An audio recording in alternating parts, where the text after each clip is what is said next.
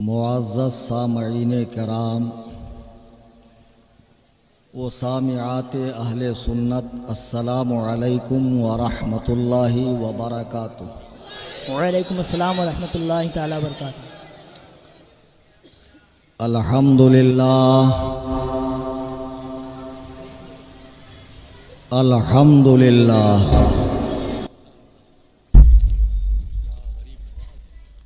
الحمدللہ رب العالمین والعاقبۃ للمتقین والصلاة والسلام علی سید الانبیاء والمرسلین وآلہ واصحابہ الطیبین الطاہرین لعنت اللہ علی الرافضین المرتدین الی یوم الدین۔ اما بعد، قال اللہ تبارک و تعالی فی القرآن المجید والفرقان الحمید، فأعوذ باللہ من الشیطان الرجیم، بسم اللہ الرحمن الرحیم۔ رضی اللہ عنہم ورضوا عنہ وأعد لهم جنات تجری تحتها الأنہار خالدین فیہا ابدا، ذلک الفوز العظیم۔ عن ابی سعید الخدری قال قال النبی صلی اللہ علیہ وسلم لا تسبوا اصحابی فلو ان احدکم انفق مثل احد ذهبا ما بلغ مد احدهم ولا نصيفه او كما قال علیہ الصلاة والسلام۔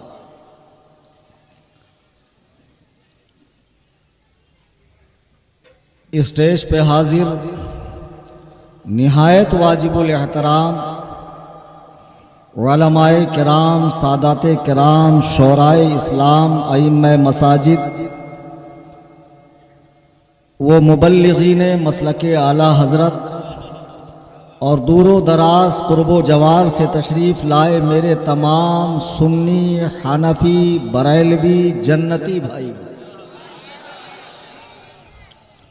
آئیے غایت ادب و احترام کے ساتھ ہم اپنی لو گنبد خضرا کی جانب لگا کر تاجدار انبیاء، شہنشاہ کون و مکان، احمد مجتبی محمد مصطفیٰ، ارواحنا فدا صلی اللہ تبارک و تعالی علیہ وسلم کی بارگاہ میں ہدیہ درود و سلام پیش کریں۔ اللہم صلی علی سیدنا مولانا محمد بارک وسلم، صلاۃ و سلاما علیک یا رسول۔ مجھ سے پیشتر وفادار تاج الشریعہ بہت اچھے انداز میں کلام تاج الشریعہ کو پیش کر رہے تھے، لیکن آپ حضرات بیداری کا ثبوت نہیں دے پا رہے تھے۔ پتہ نہیں کون سا سکتہ آپ پر طاری ہے کہ وہ جمود آپ کا وہ سکتہ ٹوٹ نہیں پا رہا۔ میں نے درود پاک پڑھنے کی اپیل کی، آگے کے چند کے علاوہ بقیہ تمام حضرات خاموش رہے۔ ایک مرتبہ پھر گزارش کروں گا کہ بآواز بلند درود پاک پڑھیں۔ اللہم صلی علی۔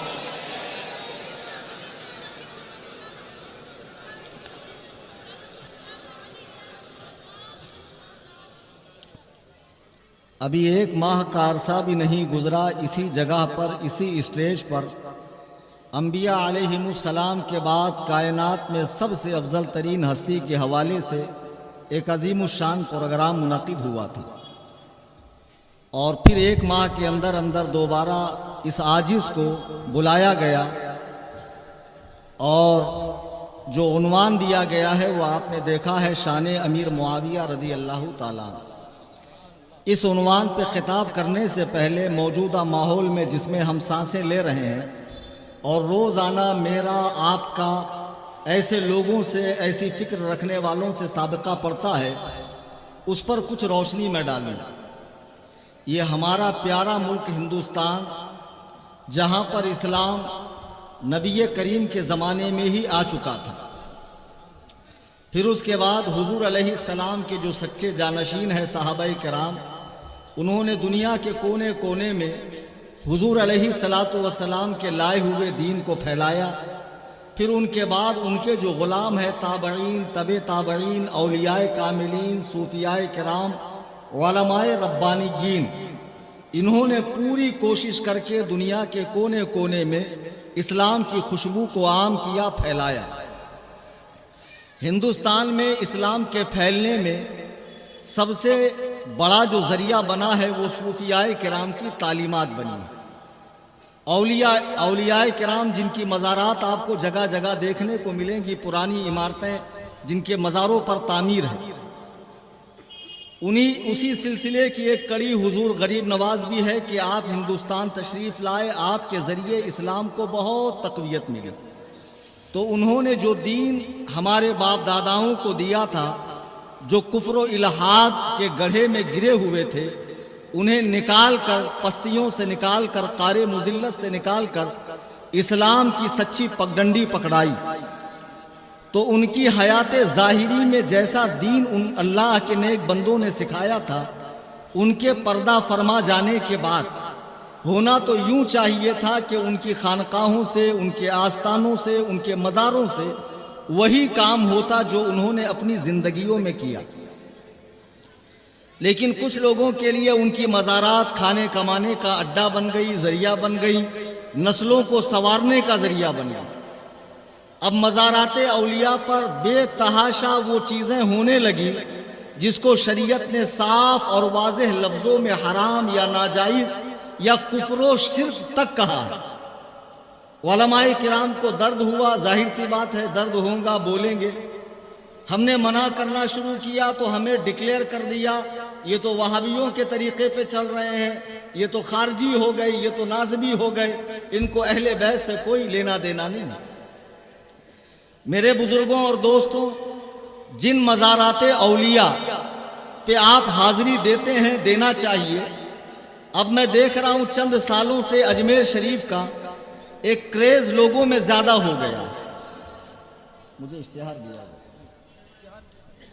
اجمیر شریف کا چند سالوں میں 10-20 سالوں کے اندر ایک کریز زیادہ ہو گیا کہ لوگ بڑی تعداد میں اجمیر شریف جاتے ہیں۔ اب اس میں بہت مہربانیاں قوالوں کی بھی ہیں کہ انہوں نے ایسی قوالیاں پیش کی اور پھر اسٹیٹس پہ لگانے والوں نے لگایا، اور پھر اس طریقے سے قصہ خواہ مقررین جن کو حقائق سے دور دور تک کا کوئی لینا دینا نہیں ہے، انہوں نے اس کو اتنا ٹرینڈ دے دیا، اتنا زیادہ اسے اچھال دیا کہ عوام کا ایک بڑا طبقہ اجمیر شریف جانے لگا۔ جانا چاہیے، جانے سے کسی کو منع نہیں کیا جاتا ہے، لیکن وہاں جانے کے بعد جو سرکار غریب نواز رضی اللہ تعالیٰ عنہ، کون سا نعرے رسالت، آمد حضور شریف ملت، آمد حضور شریف ملت، علماء اہل سنت، نعرے تکبیر، نعرے رسالت۔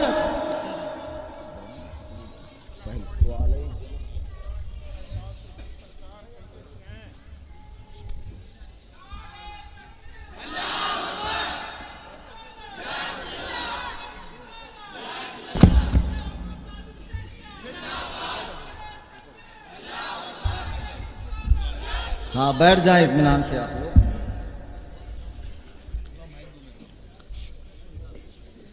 میں عرض یہ کر رہا تھا کہ ہندوستان میں اولیاء اللہ کے جو مبارک قدوم ہندوستان میں پڑے اور ان کی ذات سے دین کی جو تبلیغ ہوئی، قرآن و سنت کی جو سچی تعلیمات لوگوں تک پہنچی، ان کے جانے کے بعد جیسے یہود و نصارہ نے اپنے انبیاء کے ساتھ معاملہ کیا ہے، یہی معاملہ کچھ نااہل کند ذہن کے لوگوں نے، جن کو صرف اپنی دنیا بنانی تھی، مزارات اولیاء کے ساتھ معاملہ کرنا شروع کیا۔ اب مزاروں پہ وہ سب کچھ ہوتا جا رہا ہے جو شریعت مطہرہ کی نظر میں حرام ہے، ناجائز ہے، بلکہ کفر تک ہے۔ اب علماء کرام جب روکنے لگے تو علماء کو باغی کہا جا رہا ہے، فسادی، ناسبی، خارجی کہا جا رہا ہے۔ میں آپ کو بتا دوں کہ اللہ کے رسول جو دین لے کر آئے ہیں وہ کامل ہے، اکمل ہے، مکمل ہے، اس میں ایک سود کے برابر کمی زیادتی ہو ہی نہیں سکتی ہے۔ آپ کے لیے بھی فیصلہ قرآن و سنت سے ہوگا، ہمارے لیے بھی فیصلہ قرآن و سنت سے ہوگا۔ عوام بیچاری پریشان ہے، جائے تو کہاں جائیں؟ ایک کام کریں، سامنے آمنے بیٹھ جائیں اور لوگوں کے سامنے جو ہے، لوگوں کے سامنے قرآن و سنت کی روشنی میں صحیح فیصلہ ہو جائے کہ ہم جو کہہ رہے ہیں وہ کس حد تک ہے اور تم جو کر رہے ہو وہ کس حد تک ہے۔ اب ایک کام کریں، نعرے کو اور جو آپ کے جو جذبات ابل رہے ہیں میں اس کی قدر کرتا ہوں، میرے پاس اس وقت مواد بہت زیادہ ہے اور وقت کا دامن بہت تنگ ہے، آپ بغور سماعت کریں، کچھ لے کر جائیں، یہی میری محنت وصول ہوگی۔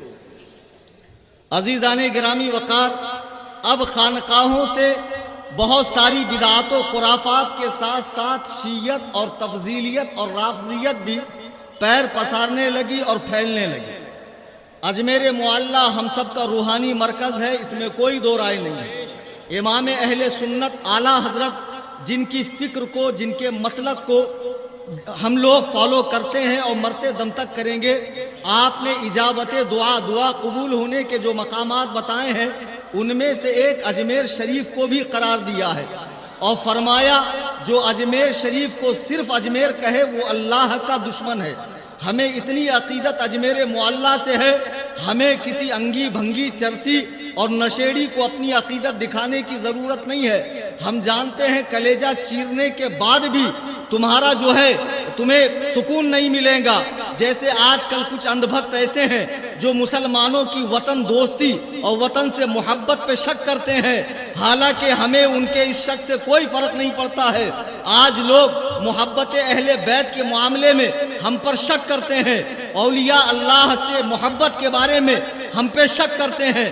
میں عرض یہ کر رہا تھا، ان خانقاہوں سے آج رافضیت اور تفضیلیت تیزی سے پھیل رہی ہے۔ اب اجمیر شریف میں جو کچھ ہو رہا ہے، ہماری آپ کی آنکھیں دیکھ رہی ہے کہ حضرت علی کا یوم ولادت منایا گیا تو آتش بازی کے ساتھ منایا گیا۔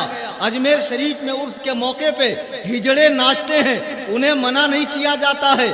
باقاعدہ چوروں کی گینگ کام کرتی ہے جن کا مجاوروں کے ساتھ سانس گاٹھ ہے، لیکن اسے منع نہیں کیا جائے گا۔ عورتوں کو عمامے باندھے جاتے ہیں، اس سے منع نہیں کیا جائے گا۔ لوگ اجمیر جیسی مقدس سرزمین پر جاتے ہوئے ممبئی سے نشہ کرتے ہوئے جاتے ہیں، وہاں پر نشے کا کاروبار ہوتا ہے۔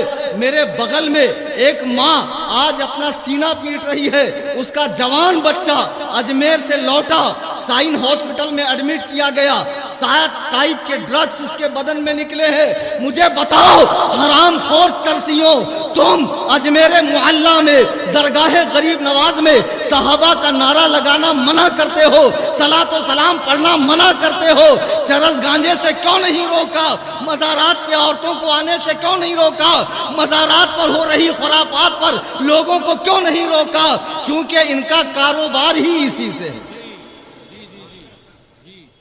اب ان خانقاہوں سے جو تفضیلیت اور رافضیت پھیل رہی ہے، نوجوان بچے جو علماء سے دور ہے، مسجدوں سے دور ہے، مدرسے سے دور ہے، طبیعت منچلی ہے، دھیرے دھیرے تفضیلیت سے رافضیت کی طرف قدم بڑھ رہے ہیں۔ کتنے بچے ایسے ہیں جن کے اسٹیٹس اگر دیکھے جائیں تو شیعہ ذاکرین کے نوحے اور تبرہ بازیاں وہ اپنے اسٹیٹس پہ لگاتے ہیں۔ کان کھول کر سن لو، اگر اس آسمان کے نیچے، اس زمین کے اوپر سب سے بدترین مخلوق اگر کوئی ہے تو وہ یہ رافضی سبائی قوم ہے جو اللہ کے رسول کے پیاروں پر بھونکتی ہے۔ یہ نوجوان بچہ جسے استنجا کا ڈھیلا لینا نہیں آتا، جسے یہ نہیں پتا کہ مولانا یونس کی مسجد کا کلر کون سا ہے، محلے میں تو رہتا ہے لیکن عید سے عید آنے کا اتفاق ہوتا ہے، یہ رات میں چوک پہ کھڑے ہو کر، پان پٹی پہ کھڑے ہو کر یہ لوگوں کے ساتھ صحابہ کے ایمان کے فیصلے کرتا ہے، فلانا ایسا تھا، فلانا ایسا تھا۔ امام ربیع بن نافع فرماتے ہیں امیر معاویہ صحابہ کے لیے پردہ ہے، جو اس پردے کو پھاڑے گا وہ ابو بکر و عمر پہ بھی بھونکے گا اور تمام صحابہ پہ بھونکے گا۔ نعرہ تکبیر، نعرہ رسالت، عظمت امیر معاویہ۔ عزیزان گرامی وقار، اب یہ جو بابا پارٹی والے لوگ ہیں، خانقاہی مزاج رکھنے والے، عجیب و غریب حلیہ بنا لیا، ان کو دیکھو، عجیب و غریب حلیہ بنا لیا، اور بچوں کے ذہنوں کے اندر تفضیلیت کا سویٹ پوائزن ڈال رہے ہیں، میٹھا زہر، کہ اہل بیت کا مقام سب سے اونچا، امیر معاویہ نے ان سے جنگ کی، ایسا کیا ویسا کیا، یزید کو اپنا جانشین بنایا، حضرت علی کو منبر سے گالیاں دی، اور تاریخ میں یہ آتا ہے، تاریخ میں وہ آتا ہے، وہ ساری تاریخیں اٹھا اور بمبئی کے سمندر میں ڈال دے، تاریخ صحابہ کا فیصلہ نہیں کرے گی، قرآن صحابہ کا فیصلہ کر چکا ہے، رضی اللہ عنہم ورضوا عنہ، اللہ ان سے راضی ہے، وہ اللہ سے راضی ہے، وَأَعَدَّ لَهُمْ جَنَّاتٍ تَجْرِي تَحْتَهَا الْأَنْهَارُ، اللہ نے ان سے وعدہ فرما لیا ہے کہ انہیں ایسی جگہ لے جائے گا جس کے نیچے نہریں بہتی ہے، ذَلِكَ الْفَوْزُ الْعَظِيمُ، اور یہ ان کے لیے بڑی کامیابی ہے۔ سبحان اللہ، سبحان اللہ۔ قرآن تو نبی کے ہر صحابی سے اللہ کے راضی ہونے کا فرمان بتا رہا ہے، اور یہ کتے کا بچہ رات میں کھڑے ہو کر کہتا ہے امیر معاویہ ایسے تھے ویسے تھے، کہیں گے مولانا گالی دے رہے ہو، نہیں، امام شہاب الدین فرماتے ہیں جو امیر معاویہ پہ بھونکے وہ جہنم کے کتوں میں سے ایک کتا ہے۔ سبحان اللہ، سبحان اللہ، سبحان اللہ۔ صحابی پہ بھونکنے والا کتا ہی ہے۔ کیا تم نے اللہ کے نبی کا فرمان نہیں پڑھا؟ صحیح بخاری شریف میرے آقا فرماتے ہیں لا تسبوا اصحابی، میرے کسی صحابی کو برا نہ کہو، فلو ان احدکم انفق مثل احد ذهبا ما بلغ مد احدهم ولا نصیفہ، اگر اللہ تمہیں مال و دولت سے نوازے اور تم اپنی جیب سے احد پہاڑ کے برابر سونا خدا کے راستے میں خرچہ کر دو، تب بھی میرے کسی صحابی کے آدھا کلو جو دینے کے برابر نہیں ہو سکتا ہے۔ یہ تو سرکار فرما رہے لا تسبوا صحابی، میرے کسی صحابی کو برا نہ کہو، لیکن آج ہمارا نوجوان بچہ اس کے ذہن میں ایسی گند بھر دیتے ہیں کہ صحابہ کا تو مقام کچھ نہیں ہے، اہل بیت کا اتنا بڑا مقام ہے، امیر معاویہ نے یہ کر دیا، امیر معاویہ نے وہ کر دیا، اور بیچارہ محبت اہل بیت کے زعم میں یہ سمجھتا ہے کہ میں صحیح راستے پہ جا رہا ہوں، خدا کی قسم یہ راستہ صحیح نہیں ہے۔ آج 1400 سالوں میں کسی بھی محدث نے، کسی بھی عالم فقیہ مجتہد اور مجدد نے صحابہ کے حوالے سے ہجو نہیں کی ہے، تنقیص کا پہلو نہیں بیان کیا ہے، بلکہ مسلسل تعریفیں کی ہے، لیکن جب سے ہمارے پڑوسی ملک میں ایک نجیس الپادری نامی شخص پیدا ہوا جس نے بیان میں یہ کہا کہ امیر معاویہ کی نہ تعریف کرو نہ برائی، اب اسی کی فکر کو لے کر ہندوستان کی چند خواہ مخواہیں آگے بڑھا رہی ہے، اب خانقاہوں میں رافضیت گھسی جا رہی ہے، اور اس حد تک گھسی جا رہی ہے کہ حضرت علی کو صرف ابو بکر و عمر سے افضل نہیں کہہ رہے ہیں بلکہ انبیاء سے بھی افضل کہہ رہے ہیں۔ جو کسی صحابی کو کسی نبی سے افضل کہے وہ بالاتفاق کافر ہے، کافر۔ اب یہ تفضیلی نہیں رہے، یہ کفر کے گڑھے میں گر چکے ہیں۔ اپنے ایمان کی خیر مناؤ اور آؤ سمجھو امیر معاویہ کی ہستی کیا ہے۔ حضرت امیر معاویہ وہ ہیں کہ جنہوں نے فتح مکہ سے بہت پہلے طبقات ابن سعد تاریخ کی مستند ترین کتاب ہے، آپ نے ہجری 6 میں اسلام قبول کیا اور 5 سال تک بارگاہ رسالت میں رہے، 5 سال تک۔ میرے آقا فرماتے ہیں، صحیح بخاری کی حدیث ہے، اول جیش من امتی یغزون البحر قد اوجبوا، کہ میری امت کا پہلا لشکر جو سمندر کے پار کفاروں سے لڑائی کرے گا اس کے اوپر جنت واجب ہو چکی ہے۔ علامہ ابن حجر عسقلانی الشافعی رحمہ اللہ اس حدیث کی شرح میں فرماتے ہیں کہ امیر معاویہ وہ صحابی ہیں جنہوں نے سب سے پہلے سمندر کے پار جہاد کیا ہے۔ اور بدبختوں، تمہاری مائیں تم پر روئے، بتاؤ کہ جس نبی کا کہا رب نہیں ٹالتا ہے، آسمان اپنی جگہ سے نیچے آ سکتا ہے، ہرا بھرا درخت اپنی جڑوں سمیت اکھڑ کے وہاں سے یہاں آ سکتا ہے، لیکن میرے آقا کی زبان مبارک اعلیٰ حضرت فرماتے ہیں وہ زبان جس کو سب کن کی کنجی کہے اس کی نافذ حکومت پہ لاکھوں سلام۔ نعرہ تکبیر، نعرہ رسالت، عظمت صحابہ کرام، عظمت خلفاء راشدین، عظمت اہل بیت، عظمت امیر معاویہ، مسلک اعلیٰ حضرت حضور تاج الشریعہ، حضور قائد ملت، مناظر اہل سنت۔ عزیزان گرامی وقار، نبی کا یہ فرمان بخاری کے اندر ہے، ابے کبھی لال کتاب سے بھی باہر آ، کبھی نقش سلیمانی سے بھی باہر آ، اور یہ چادر گاگل سندل بنڈل، یہ اڑیا گڑیا لٹیا چٹیا پیر جتنے بمبئی میں ٹامک ٹوئیاں پیر گھوم رہے ہیں، حرام خورو، نماز روزے سے تم کو دوری ہے، اور کہتے ہو شریعت الگ ہے، طریقت الگ ہے، مستی سب تمہارے لیے، سختی سب مولوی صاحب کے لیے، لوگوں کو پھانس رہے ہو، جنت کی ٹکٹیں بانٹ رہے ہو، تمہارے باپ کی جنت ہے، کل قیامت میں ایسے کوٹے جاؤ گے کہ یہ تمہارے پاگل مریدین ڈھونڈیں گے، لیکن تمہارا کہیں عطا پتہ نہیں ملے گا۔ سن لو، جن پیروں کا خود جنت کا ٹھکانہ نہ ہو وہ تمہیں کیا جنت بانٹیں گے؟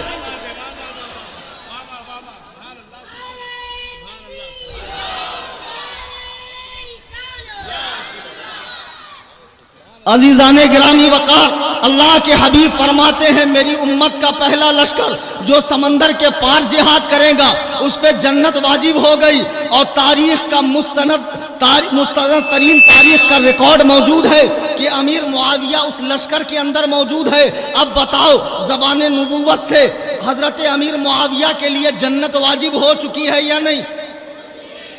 اب کون ہے حرام خور جو امیر معاویہ پہ بھونک رہا ہے اور معاذ اللہ ان کے فیصلے کر رہا ہے؟ اجمیر شریف میں بیٹھا ہوا ایک چرسی، اور وہ چرسی جس کو جو اردو کو اگل دیتا ہے، ہندی کی چندی کرتا ہے، کسی دن بغیر زیر زبر والی کتاب اس کے ہاتھ میں دے دو، حالت خراب ہو جائے گی، ساری ہینکڑی نکل جائیں گی۔ تمہارا کام ہے چادر ریسائیکل کرنا، دوبارہ دکان پہ بھیجنا، وہی کام کرو، فتوے مت جھاڑو۔ اور ہم اس دور میں اسی کو اپنا رہنما مانیں گے جو حضرات صحابہ کرام کی تعظیم و توقیر کرے گا۔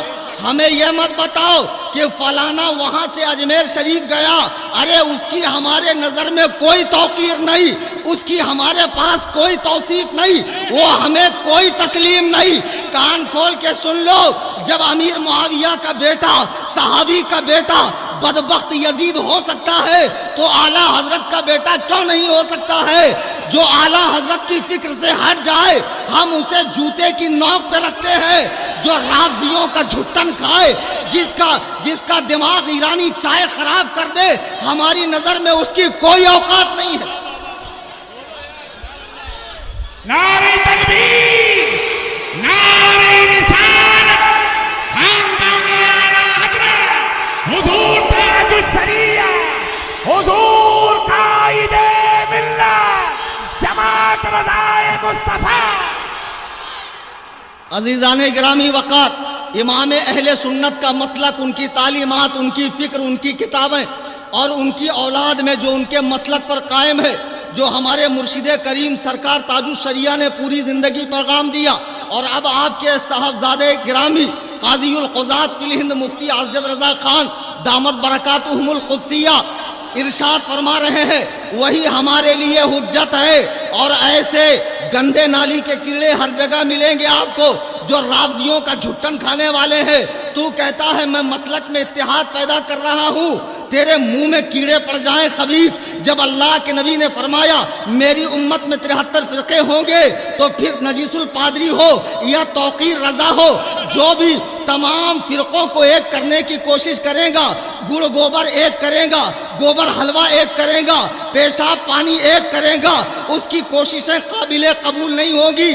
جو لوگ صحابہ پہ بھونک رہے ہیں تم ان کے جا کر ہاتھ چوم رہے ہو. اللہ کی قسم یہ بدترین قوم رافضیت جن کے نزدیک معاذ اللہ حضور کے دنیا سے جانے کے بعد تمام صحابہ اسلام سے پھر گئے اور صرف 3 صحابی اسلام پر قائم رہے، ایک سلمان فارسی، دوسرے ابو ذر غفاری اور تیسرے حضرت مقداد بن اسود. اب مجھے بتاؤ رسول اللہ صلی اللہ علیہ وسلم عالمگیر دین لے کر آئے، 23 سال آپ نے امت پہ محنت فرمائی، یہ کیسے ہو سکتا ہے کہ آپ کی محنت سے صرف 3 لوگ مسلمان ہو جائیں؟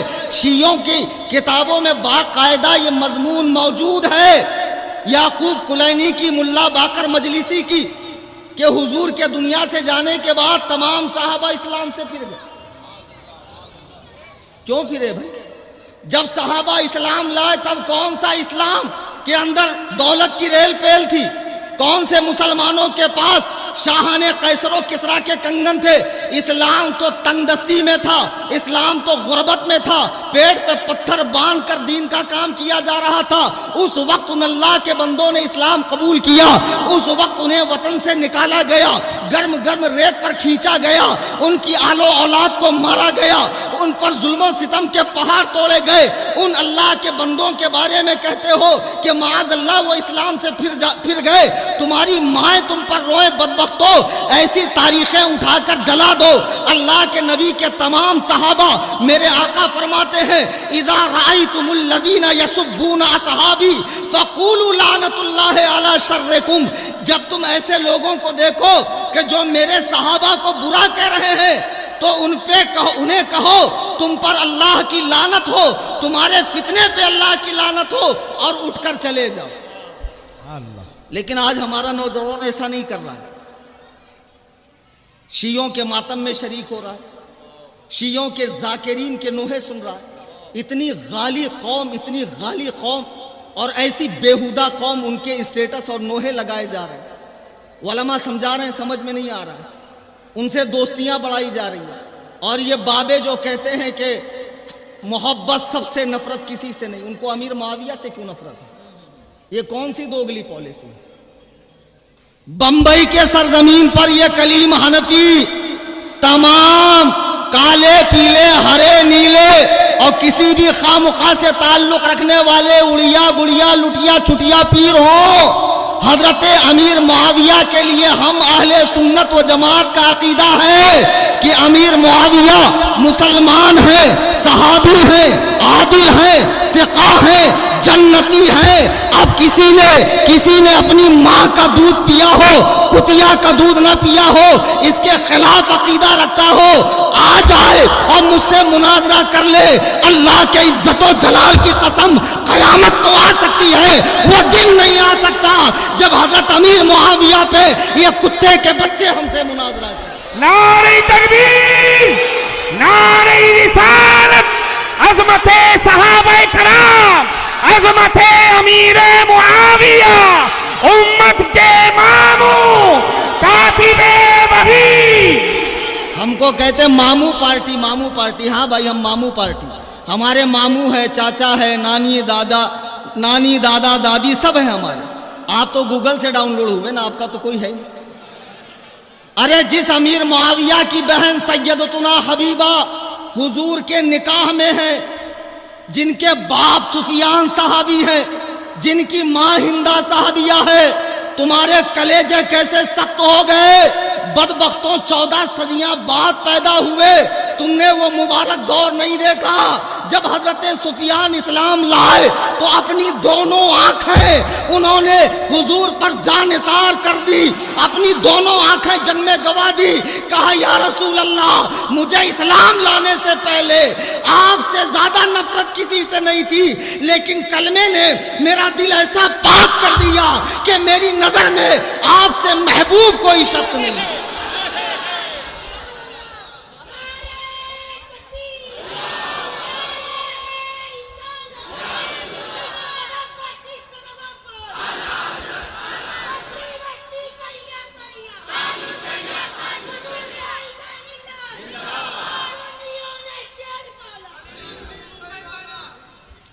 عزیزان گرامی وقار، آج بچوں کو ذہن دیا جاتا ہے دیکھو یہ سنی کہلانے والے درگاہی سنی، مسلکی سنی بنو، مسلکی اعلیٰ حضرت والے، تبھی ایمان و عقیدے کی حفاظت ہوگی۔ ہاں خالی چادر گاگر سندل بنڈل عرس شریف اسی میں رہو گے تو بیڑا غرق ہو جائے گا، ستاروں کے آگے جہاں اور بھی ہے۔ بہرحال آج یہ سنی کہلانے والے کہہ رہے ہیں دیکھو ابو بکر نے فاطمہ کا حق نہیں دیا۔ آج ایک ایسا سوال میں قائم کر رہا ہوں کہ جس کا جواب صبح تک نہیں، پوری دنیا میں بمبئی سے لے کے ایران تک، ایران سے لے کے تہران، آذربائیجان، نجف اشرف اور قم تک سارے کے سارے شیعہ مجتہدین دے دیں تو میں مان جاؤں گا کہ واقعی تمہارا بھی علم سے کوئی واسطہ ہے، ورنہ میں جانتا ہوں تم علم سے یتیم لوگوں کا قافلہ ہے تمہارا، تمہارے یہاں صرف القاب بڑے بڑے ہیں، علم سے تمہارا دور دور تک واسطہ نہیں ہے۔ آج کیا بچوں کو ذہن دیا جاتا ہے کہ دیکھو ابو بکر نے فاطمہ کا حق نہیں دیا، عمر نے فاطمہ کا گھر جلایا، عثمان نے علی کا حق مار لیا، خلافت چھین لیا، حضرت امیر معاویہ نے منبر سے حضرت علی کو گالیاں دی ہے، اور دور بنو امیہ میں اہل بیت اطہار پر ظلم و ستم کے پہاڑ توڑے گئے ہیں۔ اس لیے صحابہ سے ہم محبت نہیں رکھتے ہیں۔ میں تم سے ایک بات پوچھنا چاہتا ہوں کہ دنیا میں، کائنات میں، اس آسمان کے نیچے، زمین کے اوپر اللہ کے بعد سب سے زیادہ کریم و رحیم اور شفیق کون سی ہستی ہے؟ میرے آقا کی ہستی ہے۔ ذرا توجہ سے سنیے گا، آنے والا نکتہ آپ کے لیے بہت ہی کارآمد ہے۔ آپ دنیا کے ہر شیعہ کو اس نکتے سے ذلیل کر سکتے ہیں۔ ذرا ان سے پوچھئے کہ جو نبی کریم مکے میں تبلیغ دین کے سبب جلا وطن کر دیے جاتے ہیں، شعب ابی طالب میں قید کر دیے جاتے ہیں، حالت نماز میں آپ کی پشت انور پر اوجڑی رکھی جاتی ہے، آپ کو وطن چھوڑنے پر مجبور کیا جاتا ہے، مدینے پر چڑھائی کر کے آپ سے جنگ کی جاتی ہے، آپ کی صاحبزادی حضرت زینب کا حمل گرایا جاتا ہے، جنگ کے میدان میں آپ کے چچا کا کلیجہ ہندا نے چبایا، لیکن فتح مکہ کے بعد جب لوگ یہ اسلام لے کر آتے ہیں، میرے آقا فرماتے ہیں فَاذْهَبُوا أَنْتُمُ الطُّلَقَاء، جاؤ تم سب کے سب آزاد ہو، تم سے کوئی پوچھ تاچھ نہیں کی جائے گی۔ کلمہ اسلام سابقہ تمام گناہوں کو دھو دیتا ہے۔ جب اللہ کے رسول نے ان کے تمام گزشتہ گناہوں کو، خطاؤں کو معاف فرما دیا، اب مجھے بتاؤ اگر ابو بکر نے فاطمہ کا باغ چھینا ہے، اگر عمر نے فاطمہ کا گھر جلایا ہے، اگر عثمان نے علی کا حق چھینا ہے، معاویہ نے حضرت علی پہ سب کیا ہے، گالیاں دی ہے، تو یہ لوگ اپنے نبی کی سیرت نہیں جانتے تھے؟ حضرت علی نے قرآن نہیں پڑھا تھا؟ وَالْكَاظِمِينَ الْغَيْظَ وَالْعَافِينَ عَنِ النَّاسِ وَاللَّهُ يُحِبُّ الْمُحْسِنِينَ، غصہ پینے والے، معاف کرنے والے اللہ کو بہت پسند ہے۔ بتاؤ علی نے انہیں معاف کیا کہ نہ کیا؟ کیا بات ہے، بابا بابا، یہ خاموشی کیوں؟ یہ کلیم حنفی پوری بمبئی میں نہیں، دنیا کے کونے کونے میں اسی انداز میں دندناتا پھرتا ہے، پھر آپ خاموش کیوں ہیں؟ مجھے بتاؤ اگر علی کے ساتھ ظلم ہوا تو علی نے معاف کیا کہ نہیں کیا؟ امام حسن نے کیا کہ نہیں کیا؟ پھر جب انہوں نے معاف کر دیا، اگر ہوا ظلم، تو پھر تم کون ہو؟ بیگانے کے شادی میں عبداللہ دیوانی، تمہارے خط میں ہمارا سلام۔ ابے دھتورے، جب ان بزرگوں نے معاف کر دیا، یا تو کہو کہ نہیں معاف کیا اور قرآن کے حکم کے خلاف کیا۔ قرآن تو کہہ رہا غصہ پینے والے، معاف کرنے والے اللہ کو پسند ہے۔ کہتے ہیں ان کو محبت نہیں ہے۔ اشتہار لو، آج کے جلسے کا اشتہار ہے نا، پڑھ کے سنا رہا ہوں کیا چیز ہے، دیکھو۔ کانفرنس کس پہ ہے؟ امیر معاویہ۔ کتنا لکھا ہے؟ شان سیدنا امیر معاویہ کانفرنس۔ حضرت علی کے لیے کتنا لکھا ہے سنو۔ اعلیٰ حضرت امام اہل سنت کی کتاب ہے مطلع القمرین، اس میں وہ القاب اعلیٰ حضرت نے لکھے ہیں کہ پڑھنے سے تعلق رکھتے ہیں۔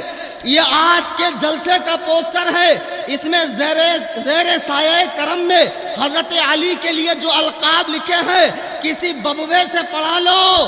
یہ جو لوگوں کو پیری مریدی کرتے پھر رہے ہیں، یہ اردو پڑھنے میں نانی یاد آ جائے گی۔ یہ اعلیٰ حضرت کی اردو ہے۔ دیکھو اعلیٰ حضرت علی کی تعریف میں لکھتے ہیں حیدر کرار، اسد اللہ الغالب، امام المشارق والمغارب، حل المشکلات والنوائب، دفاع المعضلات والمصائب، اخو الرسول، زوج البطول، امام الواصلین الى رب العالمین، شیر حق، اشجع الاشجعین، ساقی شیر و شربت، اصل نسل صفا، وجہ وصل خدا، باب فصل ولایت، دافع اہل رفض، شیر شمشیر زن، شاہ خیبر شکن، پرتوے دست قدرت، امیر لافتہ، بازوئے نبی، طلیق الوجہ، بہیج القلب، فدائے مصطفیٰ، عدو کفر، علو سنت، شمع بزم، تیغ رزم، کوہ عزم، کان حزم، برادر مصطفیٰ، قسیم جناں، قاسم کوثر، امیر المومنین، خلیفۃ المسلمین،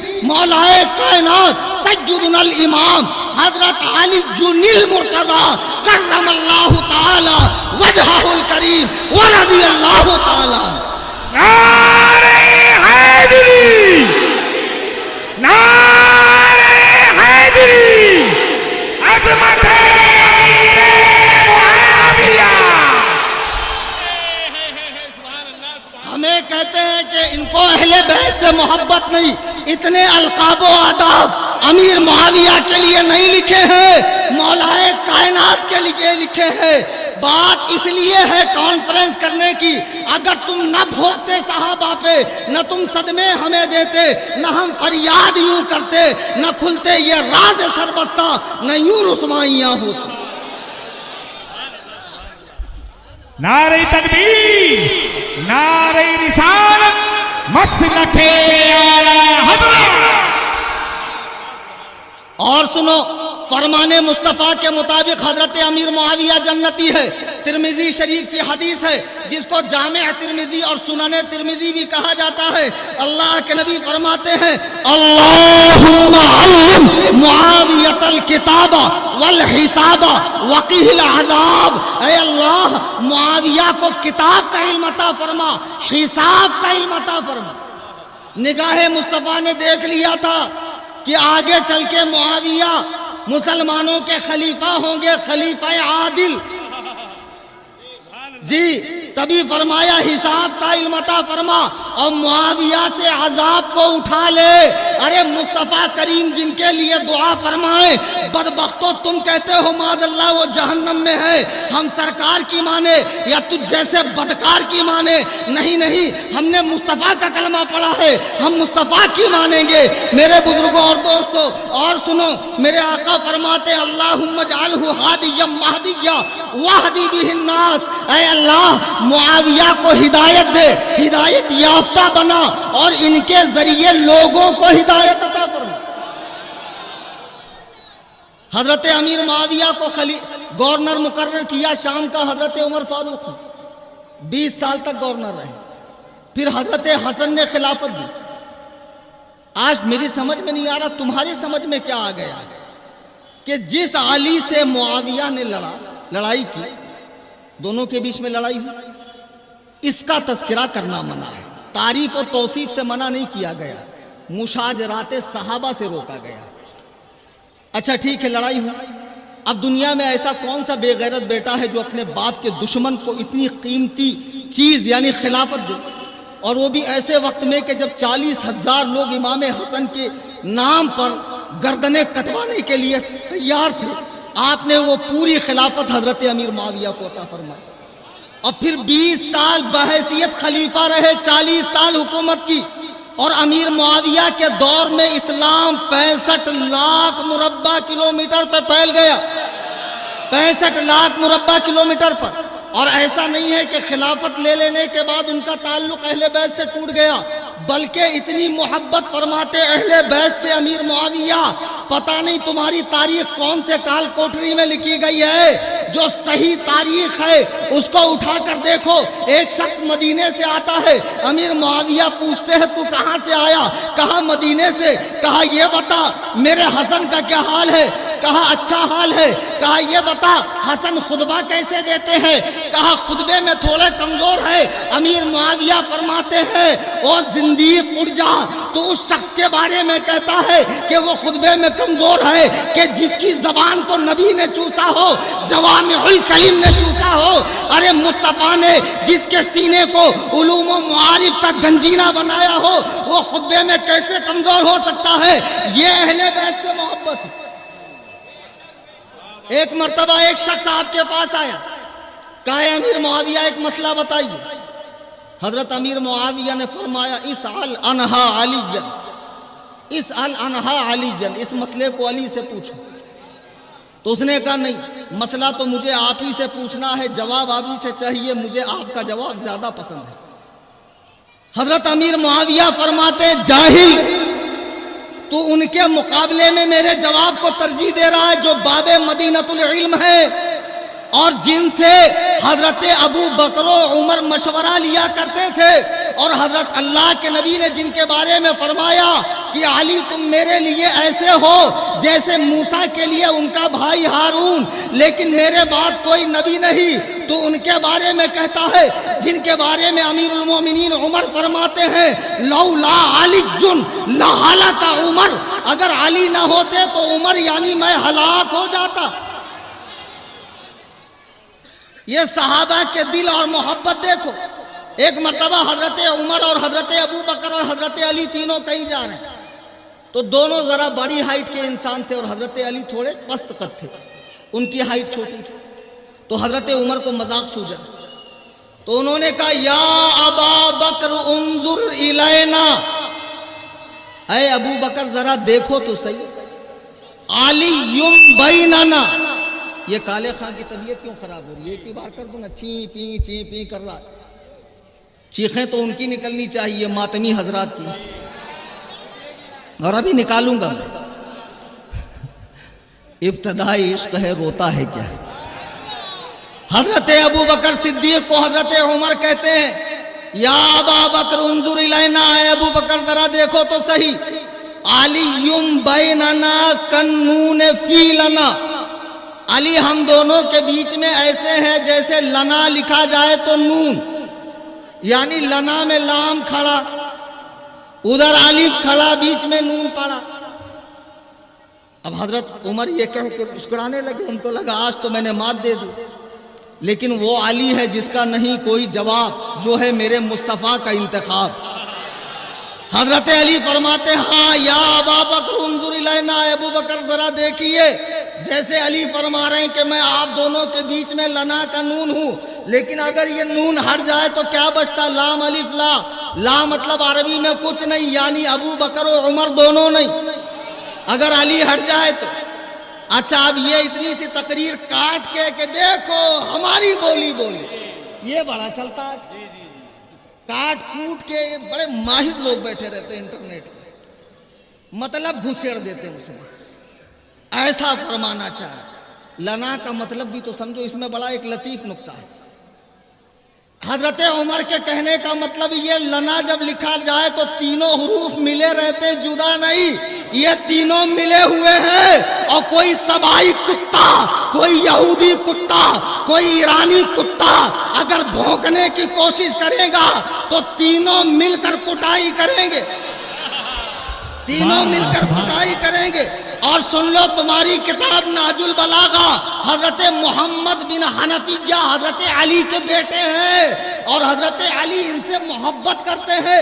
حسن سے کہتے ہیں میرے بعد حنفیہ کا خیال رکھنا، حسن نے حسین سے کہا میرے بعد حنفیہ کا خیال رکھنا۔ وہ محمد بن حنفیہ کہتے ہیں منبر کوفہ ہے، مولا کائنات فرماتے ہیں لا اجد احدا فضلنی علی ابی بکر وعمر الا جلدته حد المفتری۔ حضرت علی فرماتے ہیں اگر کوئی حرام زادہ بہتان لگانے والا مجھے ابو بکر و عمر سے افضل کہے تو میں اسے 80 کوڑے ماروں گا۔ سبحان اللہ سبحان اللہ، واہ واہ۔ یہ صحابہ کے ہنسی مذاق کو فضیلت مت سمجھ لینا۔ کل ایک صحابہ بولے وہ تو مولا کا مطلب جانشین ہوتا، میں نے کہا ہوتا ہوں گا تیری گھر کے لغت میں، ہمارے یہاں تو نہیں ہوتا۔ مطلب بہت نکالتے ہیں بقرات لوگ ایک سے، اور آتا جاتا کچھ نہیں ہے۔ وہ بمبئی میں ایک نارنگی پیر ہے، وہ تو اردو کا وہ حال کرتا ہے کہ الہی خیر گردان، اور اس کو بھی مناظرے کا شوق چڑھا ہے، وہ بھی میرے سے۔ آ بھائی کسی دن پورا کر دیتا ہوں قصر ابو حنیفہ میں۔ اچھا وسیم صاحب فرما رہے ہیں کہہ دیجئے ویلکم فور ٹھکائی، اینی ٹائم موسٹ ویلکم۔ عزیزان گرامی وقار، یہ صحابہ ہیں جن کے دل ملے ہوئے ہیں۔ اچھا لنا کا عربی میں مطلب ہوتا ہمارے لیے یعنی ساری اللہ، یہ جو خلافت ہے یہ ہم تینوں کے لیے ہے۔ میرے بزرگوں اور دوستو، صحابہ کے قلوب آپس میں پاک ہے۔ آج لوگ طرح طرح کی باتیں ذہنوں میں گھسیل رہے ہیں، اور نوجوان بچہ اپنا ایمان و عقیدہ خراب کر رہا ہے۔ ایک صاحب میں حیدرآباد گیا تقریر کرنے، ابھی جلدی کی بات ہے، کھڑے ہو گئے مسجد میں، کہا یہ بتائیے ہم امیر معاویہ سے محبت کرے کیوں؟ تو میں نے کہا نہ کرنے کی ایک وجہ، بولے ایک وجہ یہ ہے کہ انہوں نے یزید کو جانشین بنایا، اور یزید نے کربلا کی جنگ کی، اگر یزید کو جانشین نہ بناتے تو کربلا کی جنگ نہیں ہوتی، اور پھر اتنا بڑا معاملہ کریٹ نہیں ہوتا۔ تو میں نے کہا دیکھ ایسا ہے، پہلے تو کسی بھی تاریخی کتاب کے اندر یہ ثابت ہی نہیں ہے کہ یزید حضرت امیر معاویہ کی زندگی میں بگڑا ہوا تھا۔ کوئی ثابت کر سکتا ہے مائیکل آئی؟ آج نہیں، میرے جانے کے بعد عمران یونسی صاحب جو یہاں ہے، مولانا یونس صاحب ہیں، مولانا احمد رضا شریفی صاحب ہیں، مولانا توکل صاحب ہیں، مفتی فیروز علیمی صاحب ہیں، ان کے پاس آ جائے۔ کوئی مائی کا لال ثابت کر سکتا ہے کہ یزید حضرت امیر معاویہ کی زندگی میں بگڑا ہوا تھا؟ نہیں۔ تو جب ان کی زندگی میں وہ بگڑا ہوا نہیں تھا اور انہوں نے خلافت دے دی اور بعد میں وہ بگڑ گیا، تو اس کے گناہوں کی سزا حضرت امیر معاویہ کو کیسے ملے گی؟ کہہ رہے نہیں، انہوں نے جانشین بنا کر غلطی کی۔ تو آج جتنے بھی بابا لوگ ہیں یا پیر صاحبان ہیں، وہ اپنے بعد اپنا جانشین کس کو بناتے ہیں؟ اپنی اولاد۔ تو جب یہ غلط نہیں ہے تو وہ غلط کیسے ہے؟ کہ نہیں، اس وجہ سے ان پر کربلا کی ذمہ داری ہے۔ تو پھر میں کہتا ہوں یہ ذمہ داری بڑھ کر تھوڑا آگے تک پہنچے گی، حضرت حسن پر۔ حضرت حسن کو اللہ نے غیب کا علم عطا فرمایا تھا کہ نہیں؟ اللہ والوں کو بھی غیب کا علم، اور وہ بھی خون علی، خون زہرا اور مصطفیٰ کریم کی بارگاہ میں جن کی تربیت ہوئی ہے، تو ان کو حضرت امیر معاویہ کو خلافت دینا ہی نہیں چاہیے۔ اگر وہ خلافت نہ دیتے تو امیر معاویہ یزید کو خلیفہ بناتے کیسے؟ تو کربلا کی پوری ذمہ داری کس پر؟ امام حسن پر۔ ارے ہمت کر کے بول دو بھائی۔ پھر اور آگے چل کر کوئی کہے نہیں، یہ ذمہ داری تو نبی علیہ السلام کی ہے، سرکار کی ہے، کہ جس کو اللہ نے ما کانا وما یکون کا علم عطا فرمایا ہو، جنہوں نے آنے والے تمام فتنوں سے امت کو آگاہ کیا ہو، علامات قیامت بتائی ہو، ماضی قریب مستقبل قریب اور بعید میں آنے والے فتنوں سے امت کو آگاہ کیا ہو، کیا وہ اتنا امیر معاویہ کو نہیں کہہ سکتے تھے کہ تیرا ایک بیٹا ہوگا تو اسے جانشین مت بنانا، ورنہ وہ میرے نواسے کو بے دردی کے ساتھ کربلا میں چھوٹے چھوٹے بچوں کے ساتھ شہید کرے گا؟ تو مصطفیٰ کریم نے امیر معاویہ کو خبردار کیا نہیں، بتایا نہیں، اس لیے جنگ کربلا کی پوری ذمہ داری معاذ اللہ سرکار دو عالم صلی اللہ علیہ وسلم پر۔ کل کو کوئی بدبخت اٹھ کے اور کہے گا کہ اگر اللہ تعالیٰ یزید کو پیدا ہی نہیں کرتا تو امیر معاویہ اسے جانشین بناتے ہی نہیں، کربلا کی جنگ ہوتی نہیں۔ تو اللہ نے پیدا کیا، ساری ذمہ داری اللہ پر، تو دیکھو اعتراض جب یہاں سے چلے گا تو کہاں تک پہنچے گا؟ زبانوں کو روکو اور 1400 سال پہلے کے واقعات پر لب کشائی مت کرو جو ہو کر گزر چکا ہے۔ حضرت غوث اعظم کس کے پیر نہیں ہیں؟ پیروں کے پیر ہیں، پیروں کے پیر ہیں۔ ان کا عقیدہ کیا ہے؟ غنیت الطالبین اٹھا کر دیکھو، فرماتے ہیں امام احمد بن حنبل نے فرمایا کہ حضرت علی سے لڑنے والے غلطی پر ہیں، لیکن حضرت عائشہ، صرف حضرت معاویہ تو نہیں لڑے نا، حضرت عائشہ بھی لڑی، حضرت زبیر بھی لڑے، حضرت طلحہ بھی لڑے، معاویہ بھی لڑے۔ یہ چاروں کی جو لڑائی تھی یہ خواہش نفسانی کے لیے نہیں تھی، یہ اپنے نفس کے اتباع کے لیے نہیں تھی، بلکہ حضرت عثمان کو بے دردی سے شہید کیا گیا، حضرت علی خلیفہ بنے تو یہ چاروں کی ایک گزارش تھی کہ پہلے آپ قاتلین عثمان سے بدلہ لیجئے، اس کے بعد آپ خلافت کا اعلان کریں، ہم خود آپ کی بیعت کریں گے۔ لیکن حالات اتنے برے تھے کہ حضرت علی کو موقع نہیں مل رہا تھا۔ بس یہی چند وجہیں ہیں جن سے دو مسلمانوں کی تلواریں آپس میں ٹکرائی، نیزوں پر قرآن بلند کیا گیا، صحابہ کرام دونوں طرف شہید ہوئے ہیں۔ اس لیے ہمیں ان معاملات میں سکوت اختیار کرنا چاہیے۔ اللہ کے بندوں، پہلے ہی ہمارے پاس نماز نہیں، روزہ نہیں، ڈھنگ سے تقوی طہارت نہیں، ماں باپ کے ساتھ حسن سلوک نہیں، پتہ نہیں بخشے جائیں گے کہ نہیں جائیں گے۔ ہم جیسے ٹچے لوگ جن کو ٹھیک سے نماز پڑھنا نہیں آتی ہے، صحابہ کے فیصلے کر رہے ہیں۔ اللہ اکبر کبیرہ۔ میرے آقا فرماتے ہیں اللہ اللہ فی اصحابی، میرے صحابہ کے معاملے میں اللہ سے ڈرو، اللہ سے ڈرو۔ لا تتخذوہم غرضا بعدی، میرے جانے کے بعد انہیں نشانہ تنقید نہ بناؤ، تنقید کا نشانہ نہ بناؤ۔ دیکھو سرکار کی نگاہ نے دیکھ لیا کہ میرے بعد لوگ صحابہ کے بارے میں بات کریں گے، فرمایا لا تتخذوہم غرضا بعدی، میرے بعد انہیں نشانہ اعتراض نہ بناؤ۔ فمن احبہم فبحبی احبہم، جو ان سے محبت رکھتا ہے وہ میری محبت کے سبب ان سے محبت رکھتا ہے۔ مطلب کیا؟ یعنی اگر مجھ سے محبت ہے تبھی صحابہ سے محبت ہوگی، یعنی جو صحابہ سے بغض رکھتا ہے اس کے دل میں حضور کی محبت نہیں ہے۔ آگے فرماتے وَمَنْ أَبْغَضَهُمْ فَبِبُغْضِهِ أَبْغَضَهُمْ، کہ جس نے ان سے بغض رکھا، میرے بغض کے سبب بغض رکھا، یعنی میرے لیے دل میں کھوٹ ہے، میرے لیے دل میں تنگی ہے، تبھی صحابہ سے بغض رکھ رہا ہے۔ وَمَنْ آذَاهُمْ فَقَدْ آذَانِي، جس نے انہیں تکلیف پہنچائی اس نے مجھے تکلیف پہنچائی۔ معمولی بات سمجھ رہے ہیں؟ اگر ہم لوگ اتنے ہی سچے پکے عاشق ہوتے، اللہ ہمیں اس دور میں پیدا کرتا۔ کیا کیا قربانیاں صحابہ نے دی ہیں اسلام کے لیے، تصور کرو۔ اللہ کے نبی کو خیال ہے، فرما رہے ہیں وَمَنْ آذَاهُمْ فَقَدْ آذَانِي، جو انہیں تکلیف دے گا وہ مجھے تکلیف دے گا۔ اے بچوں، اپنی زبانیں بند رکھو، امیر معاویہ کے لیے، ابو بکر و عمر کے لیے، طلحہ کے لیے، زبیر کے لیے، دیگر صحابہ کرام کے لیے۔ بیٹا یہ تمہارا حق نہیں ہے کہ تم صحابہ کے فیصلے کرو۔ کل میرے آقا نے چہرے انور کو پھیر لیا قیامت میں تو کوثر کس کے ہاتھوں پیے گا؟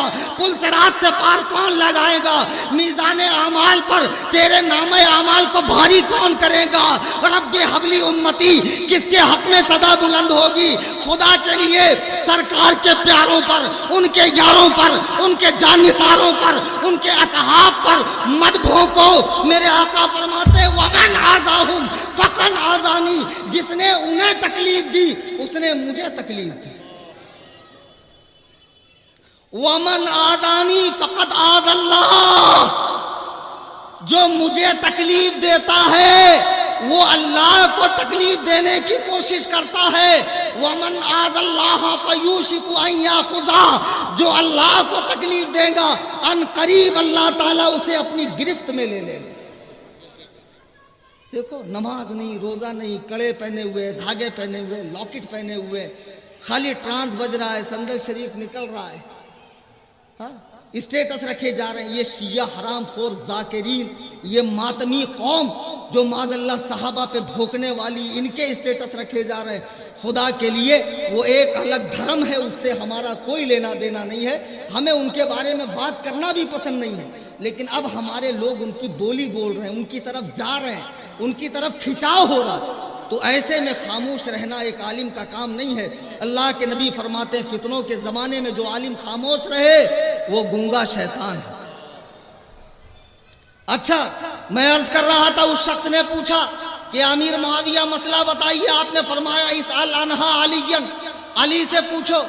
تو اس نے کہا نہیں مجھے آپ کا جواب پسند. آپ نے فرمایا بدبخت، جس کو نبی اپنا بھائی کہیں تجھے ان کا جواب پسند نہیں اور میرا جواب پسند ہے. فرمایا قم لا اقام اللہ رجلیک، اٹھ جا، اللہ تیرے پیروں کو کھڑا ہونا نصیب نہ کرے.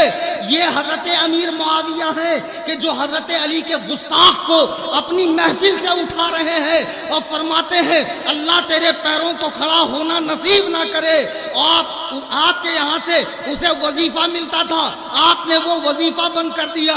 امیر معاویہ کا دل اہل بیت کے لیے پاک ہے، اگر پاک نہ ہوتا تو علی کے بیٹے انہیں خلافت دیتے کیوں؟ علی کے بیٹے انہیں خلافت دیتے کیوں؟ میرے بزرگوں اور دوستوں، یہ معاملات جو جنگوں والے ہیں اس پہ ہمیں سکوت کرنا ہے، اپنا ایمان سلامتی کے ساتھ لے جانا ہے. حضرت امیر معاویہ کی بڑی شان ہے. میرے آقا فرماتے ہیں کل قیامت کے میدان میں جب تمام لوگ اللہ کے حضور حاضر ہوں گے تو امیر معاویہ اس شان کے ساتھ آئیں گے کہ ان کے بدن پہ نور کی چادر ہوں گی. آج ایک نعرہ میں دے رہا ہوں اور چھاتی کا زور لگا کر ایمانی قوت کے ساتھ ایسا بولیے کہ جن کا ماتم ابھی 8 مہینے بعد ہونے والا کل ہی سے شروع ہو جائے. تیار ہیں آپ لوگ؟ آپ کو صرف معاویہ معاویہ کہنا ہے. کتنا؟ ہاں پیچھے والوں تیار ہیں؟ ہاں ماشاءاللہ. چلیے محبتوں کے پیشوا، ابھی بھی وہ بات پیدا نہیں ہوئی. ہاں ابھی پرسنٹیج تھوڑا سا بڑھائیے اور اتنا بڑھائیے کہ ایران جو زلزلے ترکی اور شام میں آئے ہیں اللہ تعالیٰ وہاں سے منتقل کر دے ایران کی طرف، آذربائیجان کی طرف. محبتوں کے پیشوا ہے نفرتوں سے ماورا، وقار دین مصطفیٰ ہے سنیوں کے بادشاہ، محب آل مرتضی بدن پہ نور کی ندا، بحر و بحر چھا گیا، بحر و بحر چھا گیا، وہ رافضیوں کو کھا گیا، وہ سبائیوں کو کھا گیا، ایران چلا گیا، ایران چلا گیا، لگے گا نعرہ بچا معاویہ معاویہ. اللہ تعالیٰ محبت سلامت رکھے آپ سب کی. اور یہ کمیٹی والے جنہوں نے جلسہ کرایا میں ان کا بہت بہت شکریہ ادا کرتا ہوں. جماعت رضائے مصطفیٰ، وہ غوثیہ رضویہ ٹرسٹ، وہ جماعت نور الاسلام، سنی مدینہ مسجد شیواجی نگر، جنہوں نے گزشتہ مہینے بھی اجتماع کرایا تھا اور اس بار بھی عظیم الشان جلسہ سجایا ہے. اللہ تعالیٰ ان کے علم میں تقوی میں برکتیں عطا فرمائے، اور جو لوگ دور و دراز سے سننے تشریف لائے اللہ تعالیٰ ان کو بھی خوب محبت صحابہ وہ اہل بیت عطا فرمائے. اور آخری میں ہم سب کے امام، امام الائمہ، کاشف الغمہ، سراج الامہ، بشارت نبی، دعائے مولا علی، ان کے دادا ان کے ابا کو حضرت علی کے پاس لے گئے. حضرت علی نے منہ میں کچھ چبایا اور امام اعظم کے باپ کے منہ میں وہ چیز ڈالی اور فرمایا اس کے نسل سے ایک بچہ پیدا ہوگا جو پوری دنیا میں نام روشن کرے. وہ ہمارے امام اعظم ہیں. ایسا کون ہے جو حنفی نہ ہو؟ یہ 2.5 دن کے جھوپڑے میں گانجے کا سٹا مارنے والے، بٹن کھانے والے، یہ چاچی اور گھاس کرنے والے، ہاں یہ بہت ڈیپ کی بات ہے، بیچن لوگ سمجھیں گے. ہاں چاچی اور گھاس کیا ہے؟ یہ لوگ یہ ان کو پوچھ لو ذرا سورہ فاتحہ پڑھ لو تو 3 بار تو ٹیڑھے ہو جائیں گے. جہاں لکھا ہے دادی اجمیر گئی وہاں پڑھتے ہیں دادی آج مر گئی. یہ حرام خور لوگ. آؤ امام اعظم ابو حنیفہ سے سمجھو. امام اعظم ابو حنیفہ جن کی پیدائش ہجری 70 میں ہوئی. ایک روایت یہ بھی ہے جنہوں نے صحابہ کا دور قریب سے ایک دم بلکہ 70 صحابہ کو دیکھا. 70 صحابہ کو. وہ امام اعظم جنہوں نے حضرت امام باقر کو بھی دیکھا, حضرت امام جعفر کو بھی دیکھا, اور بلکہ آپ کعبے کا طواف کر رہے ہیں تو امام موسیٰ کاظم آگے بڑھ کر ملتے ہیں. فرمایا آپ ابو حنیفہ ہے. کہا آپ نے کیسے پہچانا؟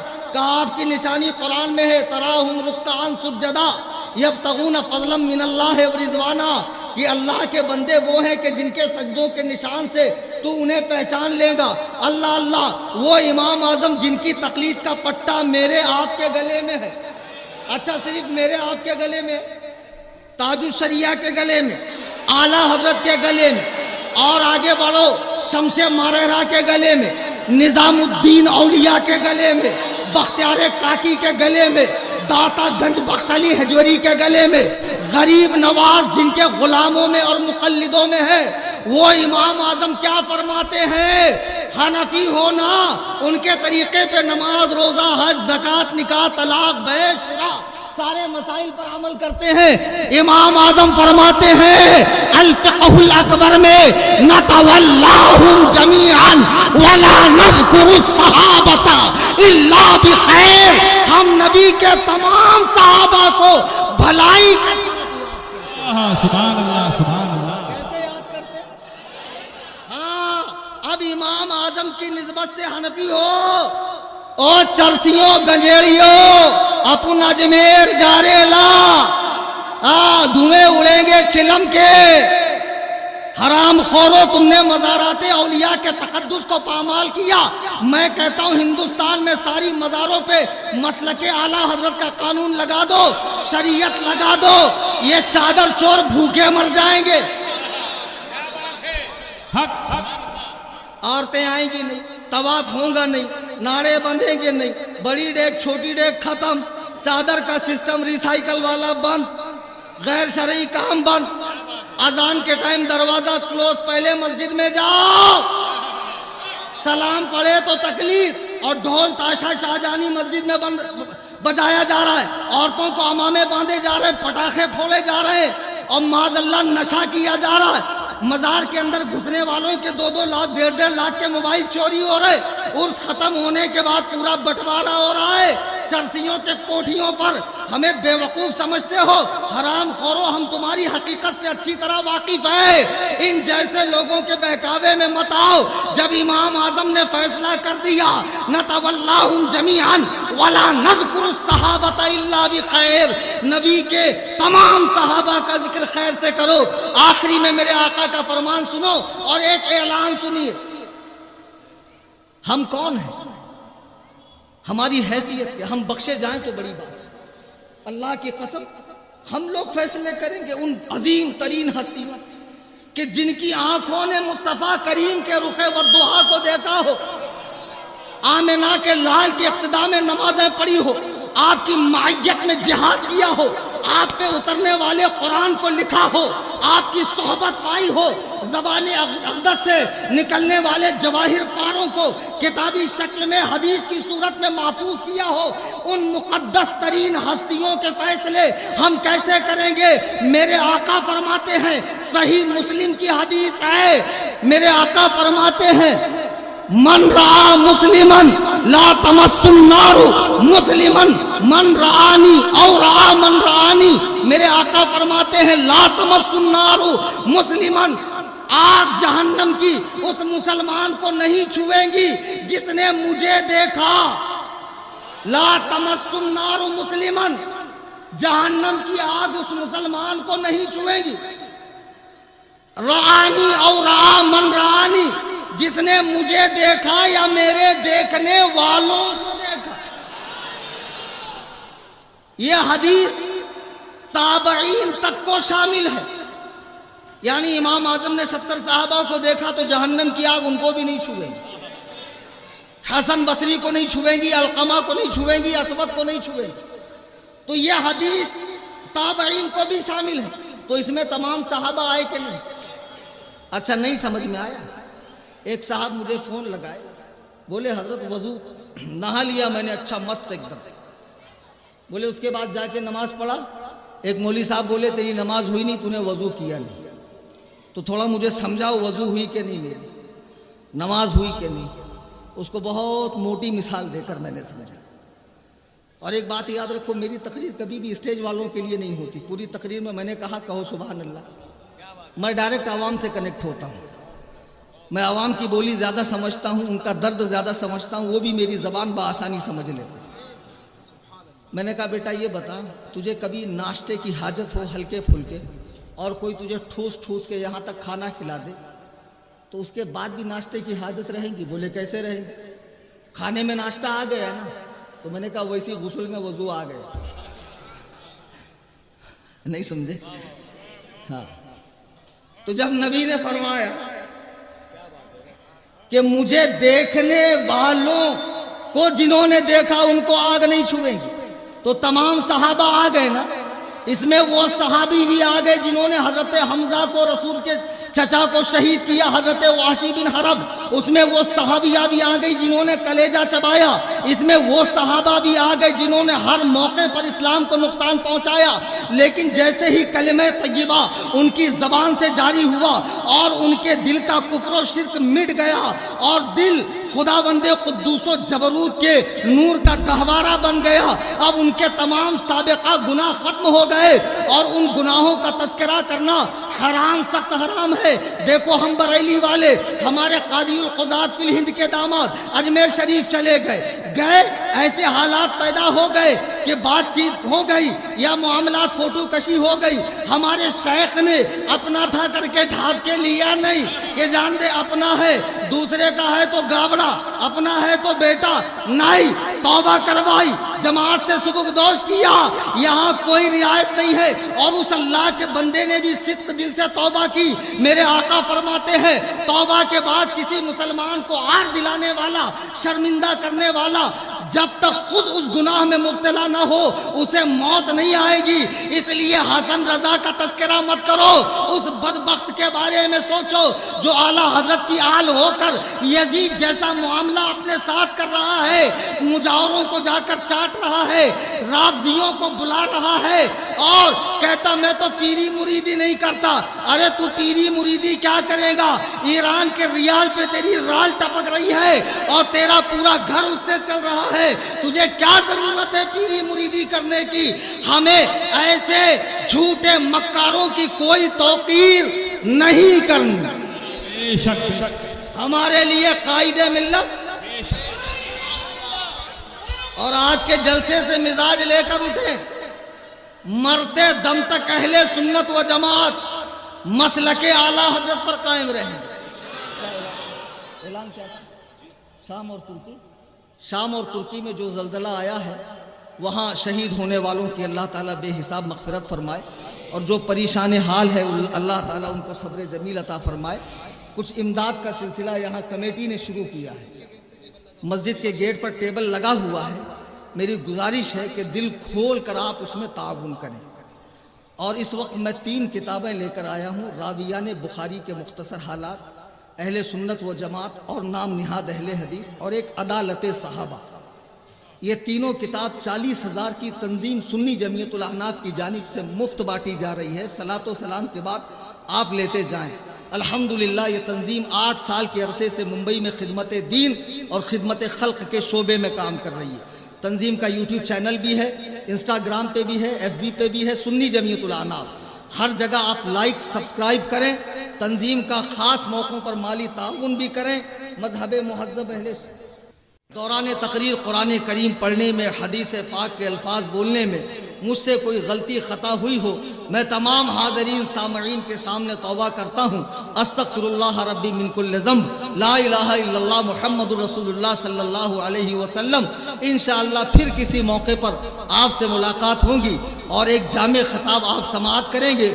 سر دست میں آپ سے رخصت لے رہا ہوں، یہ کہتے ہوئے فلک کو پڑا کبھی دل جلوں